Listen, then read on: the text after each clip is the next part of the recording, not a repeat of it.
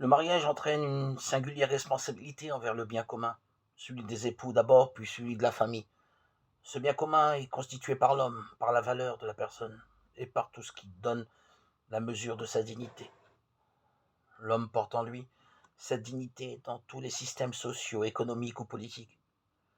Cependant, dans le cadre du mariage et de la famille, cette responsabilité engage encore plus, pour de nombreux motifs. Ce n'est pas sans raison que nous pouvons parler de mettre en valeur la dignité du mariage et de la famille. Car cette mise en valeur, comme une tâche qui nous incombe, dans toutes les cultures, elle reste d'abord le devoir des personnes qui, unies dans le mariage, forment une famille déterminée. La paternité et la maternité responsable désignent l'action concrète de mettre en œuvre ce devoir qui, dans le monde contemporain, présente des caractéristiques nouvelles. En particulier, la paternité et la maternité responsables se rapportent directement au moment où l'homme et la femme, s'unissant en une seule chair, peuvent devenir parents. C'est un moment riche et spécialement significatif pour leurs relations interpersonnelles, comme pour le service qu'ils rendent à la vie. Ils peuvent devenir parents, père et mère, en communiquant la vie à un nouvel être humain. Les deux dimensions de l'union conjugale, l'union et la procréation, ne peuvent être séparées artificiellement, sans altérer la vérité intime de l'acte conjugal même.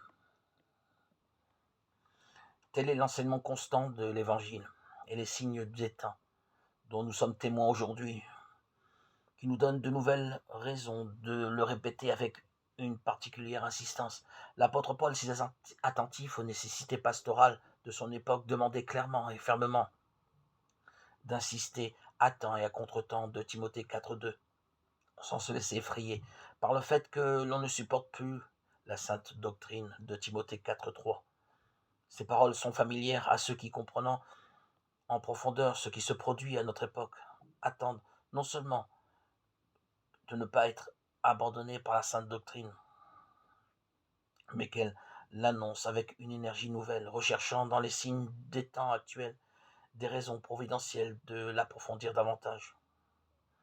Beaucoup de ces raisons se retrouvent dans les domaines des sciences mêmes, qui à partir de l'ancien tronc commun de l'anthropologie se sont développés en différentes spécialités, telles que la biologie, la psychologie, la sociologie et leurs ramifications ultérieures.